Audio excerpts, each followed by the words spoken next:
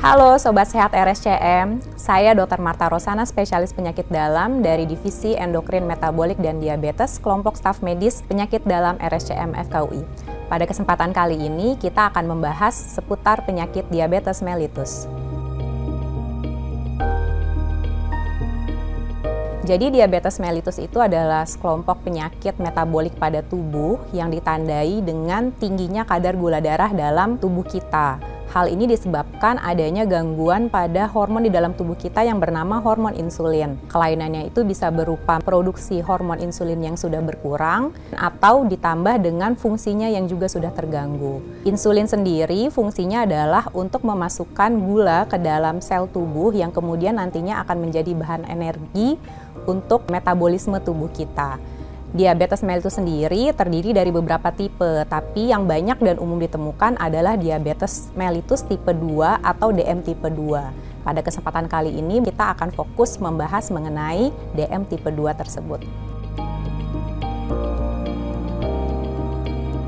Diabetes mellitus tipe 2 sendiri disebabkan terjadinya gangguan kerja dari insulin dan produksinya yang berkurang. Nah, hal tersebut disebabkan oleh banyak faktor. Yang pertama adalah gaya hidup yang sedentary atau kurang aktif. Jadi kita hanya tidur-tiduran saja, malas bergerak, kemana-mana maunya pakai kendaraan, tidak mau jalan kaki, pakai lift dan eskalator, jarang berjalan kaki.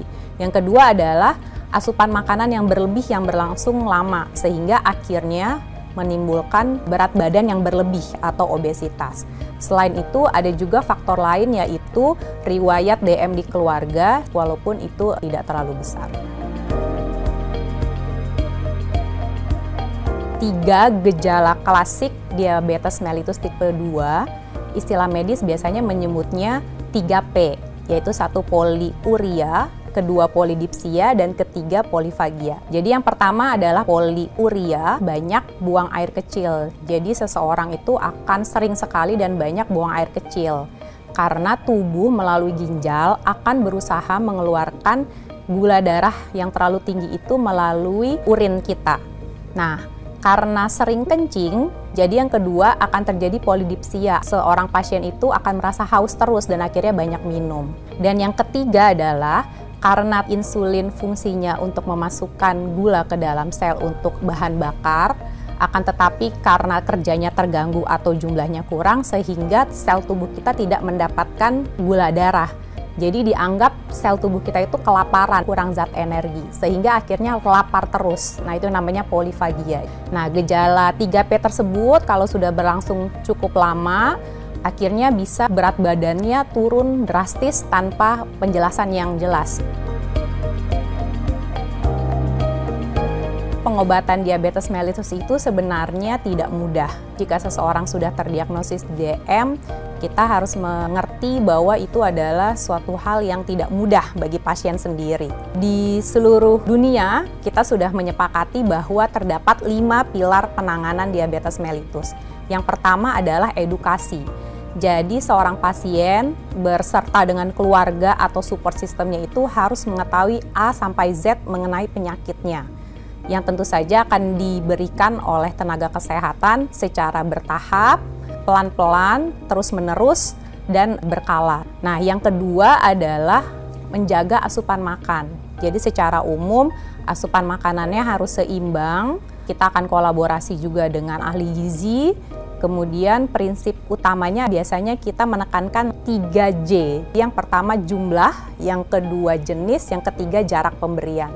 Kemudian pilar ketiga adalah aktivitas fisik.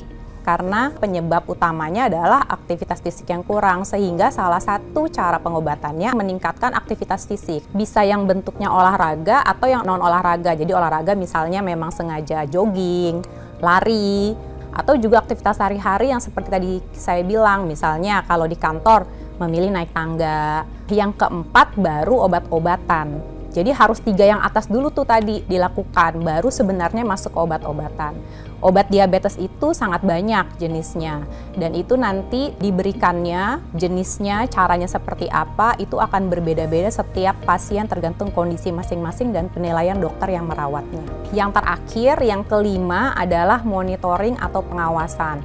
Jadi seorang pasien diabetes itu harus kontrol rutin, apalagi kalau misalnya gula darahnya belum terkendali. Yang diawasi bukan hanya gula darah, tapi juga tekanan darah, kadar kolesterol dan lemak darah. Kemudian harus dilakukan pemeriksaan komplikasi-komplikasi dari diabetes mellitus yang mungkin terjadi atau sudah terjadi. Jika sudah ada komplikasi, observasi atau monitoringnya justru akan lebih banyak lagi dan lebih sering lagi. Jadi tergantung kondisi pasien masing-masing.